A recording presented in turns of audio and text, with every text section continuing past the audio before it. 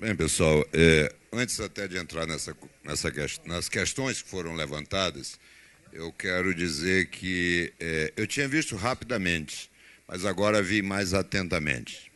E ouvi atentamente, claro, todos aqui somos democratas. Mas isso aí é realmente crime de pedofilia. Como cidadão, eu teria o dever de dar voz de prisão para esta vagabundagem. Sou muito claro, não tem essa história de você ficar filosofando, nem coisa nenhuma, não. Entendeu? Tem coisas que são intoleráveis. E esse tipo de coisa, principalmente, olha o tamanho da molecada que está vendo essas besteiradas todas que levam para as escolas. Muito fácil, né? Isso aqui, como cidadão, que eu digo é o seguinte, se eu sou um cidadão avô e tenho uma neta lá, possivelmente não é só voz de prisão, não.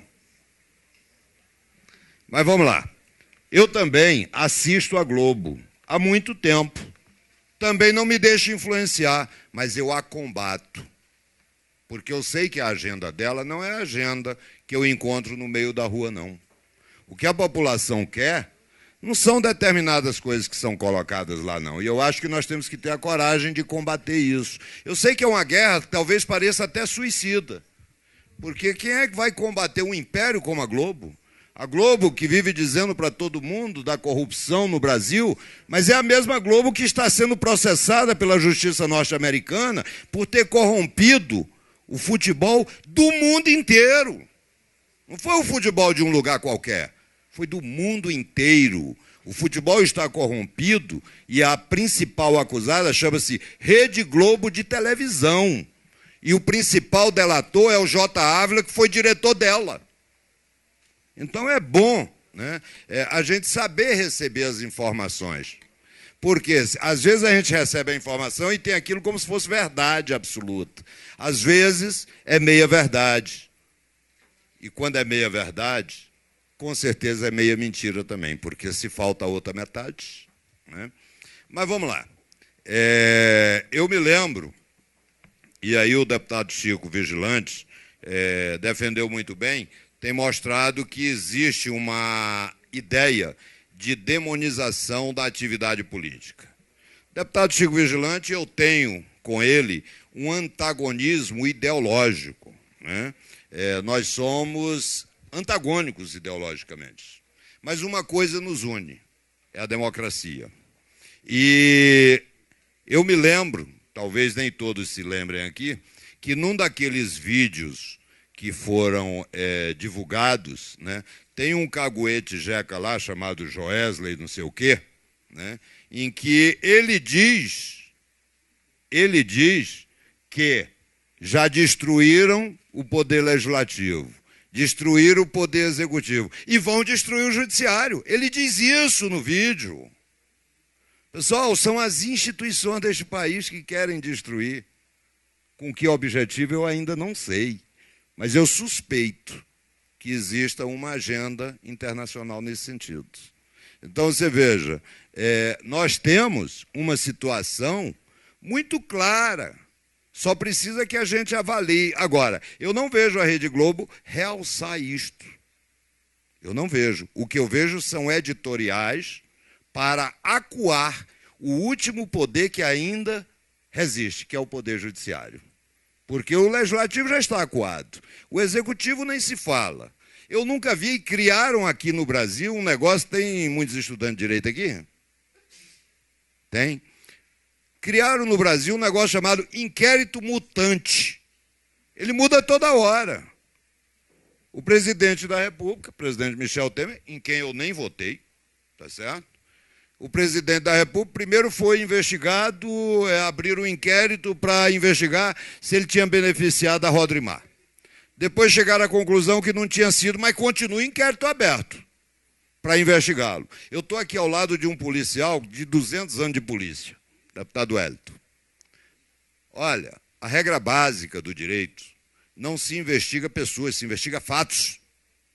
Os fatos é que levam as pessoas, não é isso? Mas no Brasil é o seguinte, você investiga a pessoa, até achar um defeito. De repente ele torce para o Fluminense, que é o meu caso. E aí é grave. Aí é grave. Né? É irrecuperável. né? Mas, enfim, é isso que está acontecendo no nosso país, é a destruição dos poderes da República. E o pior, nós temos, e o deputado Chico Vigilante destacou muito bem, nós temos mazelas no Poder Legislativo, é verdade. Mas nós temos mazelas no Poder Legislativo, como existem no Poder Executivo, existem no Poder Judiciário, como existem instituições. Por exemplo, nós temos várias instituições no Brasil. A imprensa é uma instituição, a advocacia é outra, o Ministério Público é outra. Tem banda podre dentro do Ministério Público, dentro da advocacia. Mas ninguém está falando nisso. Por exemplo, está todo mundo calado acerca do auxílio moradia. E olha, é o herói nacional chamado Sérgio Moro que disse que aquilo ali é uma complementação salarial. Poxa vida, R$ 4.333 é uma complementação salarial. E que ele tem direito. Então, pessoal, precisa que a gente, eu estou falando isso porque eu estou num centro de excelência, no centro do saber, estou na universidade. E é aqui que se forma opinião. E vocês é que são os grandes transmissores disso. Por quê? Porque vocês conseguem receber a informação e fazer análise crítica e, a partir daí, formar a opinião dos outros. Então, acho que é importante que a gente coloque essa questão. Eu ouvi a Débora falar da questão da verba indenizatória, né? Débora que está ali. Débora, eu sou membro da mesa diretora. Foi a mesa diretora que propôs isso. A mesa diretora é composta do presidente, é um colegiado. É o presidente Joy Vale, o vice-presidente deputado Wellington, o primeiro secretário, que é a deputada Sandra Farage, o segundo secretário, que é o deputado Roberto Negreiros, e o terceiro secretário, que sou eu. Todos nós assinamos o projeto. Agora, você sabe o que é verba indenizatória? Eu tenho a impressão que, se eu perguntar nesse auditório o que é verba indenizatória, talvez a metade não consiga responder. Mas sabe por quê? Porque a informação não chega correta. Esse é que é o problema. Por exemplo, entra na verba indenizatória o que o deputado gasta para se deslocar em atividade parlamentar de um lugar para outro. Mas isso aí está apelidado de verba indenizatória lá no Poder Legislativo, e lá no Poder Executivo não está apelidado de nada. Sabe por quê? Porque o carro oficial vai lá, no posto de gasolina, abastece e manda a conta para o governo. Que o governo, na verdade, não tem dinheiro. Quem tem dinheiro somos nós. E mais uma série de outras despesas. Nós somos favoráveis que se reduza, sim, gastos que hoje podem... Hein? O judiciário também. É porque eu não gosto muito de falar do judiciário, eu respeito porque é o último esteio da população. Entendeu? Judiciário, no dia que eu desacreditar totalmente no judiciário, aí realmente não tem mais jeito. É o último poder. Né? Mas todos esses... Hein? Vou concluir. Todos nós temos esse tipo de problema. A verba indenizatória, eu acho que o deputado Joy Vale daqui a pouco vai dizer, entendeu? Que nós aperfeiçoamos a proposta para poder reduzir alguns gastos. Mas e ainda não está assentado isso, mas eu propus que, junto com a redução da verba indenizatória, que seja extinguida em todos os poderes a verba de publicidade. Sabe por quê? Porque eu não sei até hoje o que é que foi feito por alguns veículos de comunicação a favor da população, para que a gente pague. Tem uma emissora de televisão aí que recebe 3 milhões, só do Poder Executivo. E eu não sei qual é o trabalho que ela presta para a sociedade. Então, Débora, essa é a situação com relação à verba indenizatória. O Ricardo falou sobre o passe estudantil. Veja só, há 2 anos atrás, nós fizemos uma CPI do transporte público no Distrito Federal. E lá, nós já estávamos apontando uma série de anomalias que aconteciam nesse tal de DF Trans, que é um órgão que foi criado aparentemente para gerir esse tipo de coisa. E nenhuma providência do Executivo foi adotada. O resultado é que tem um monte de gente do DF-Trans que está preso aí agora, né? Estamos aguardando para ver o resultado. Mas uma das propostas que nós fizemos foi de que, ao invés de ter um DF-Trans para sair por aí, entendeu, tendo máquina para validar passe, fazer isso, fazer aquilo, tem uma coisa mais fácil para fazer. Você coloca em cada escola a maquininha que valida, e aí o estudante vai lá e valida. Sabe por quê? Porque o passe estudantil não é para ele ter um crédito, é para ele frequentar a escola, não é isso? Se é para isso, então é só ele chegar lá, entendeu? Botar o dedão e, a partir daí, ele recebe um passezinho e já vai poder voltar para casa. Agora, é uma coisa tão simples que há 2 anos o governo do Distrito Federal, né, na gestão do Rodrigo Sobral Hollenberg, estuda a situação. Certamente, daqui a 8 meses, o governo zumbi acaba e aí a gente vai poder propor outra coisa, né? A Laiane, né? Cadê a minha colega de direito? Ah, está ali. Ela faz direito aqui, né? Olha, Laiane, nós temos aí o problema do estacionamento. Naquela época que eu estudei, né, já tinha carro, mas a gente não tinha tantos problemas assim, até porque os carros eram menos, né? E, realmente, nós temos uma inversão total, né? Você tem uma instituição de ensino com um número X de alunos, né? O estacionamento, evidentemente, já foi até alargado, né, para vários outros lugares, mas ainda assim não consegue contemplar.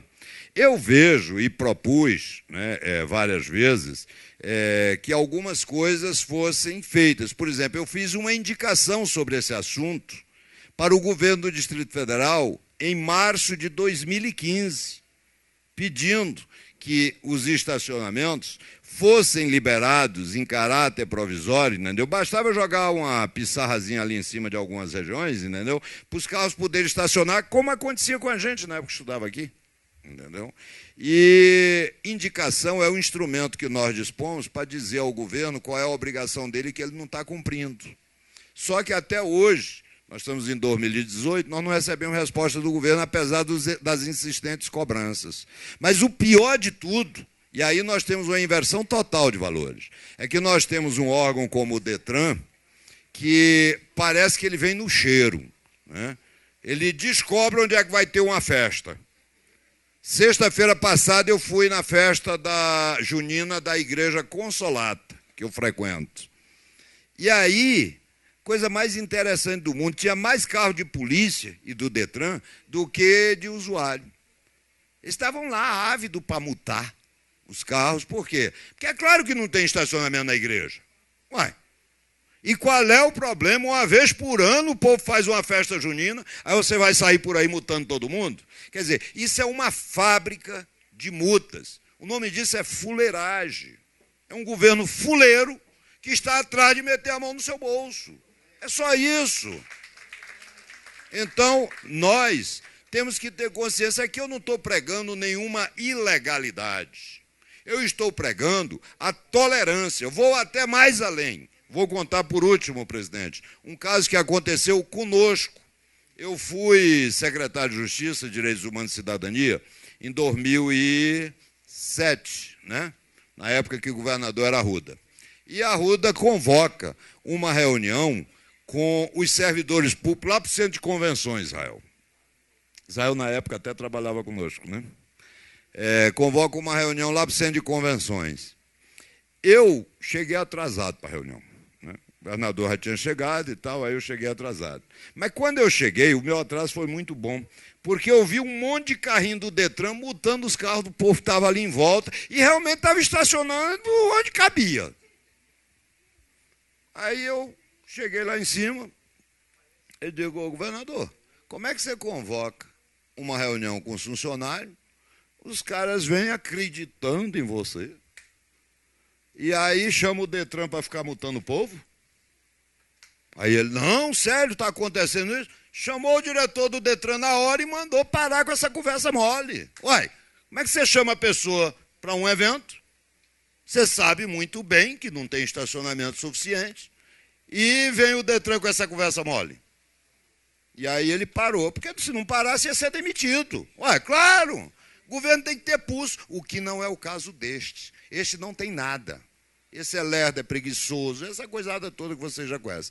Então, Laiane, eu fiz a indicação, acho que a gente pode e deve, entendeu?